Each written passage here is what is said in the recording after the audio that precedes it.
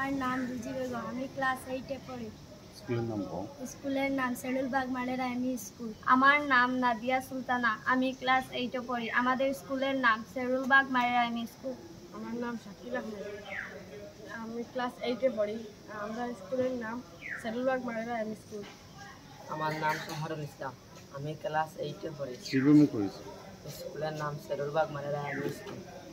এই স্কুলে যেমন জল পিউরিফিকেশনের ব্যবস্থা আছে, সেই রকম যদি গ্রামে ও বাজার এলাকার বিভিন্ন স্থানে জল শুদ্ধকরণের ব্যবস্থা রাখা হয়, তাহলে গরিব দুঃখী সবাই বিশুদ্ধ জল পান করার সুবিধা পাবে।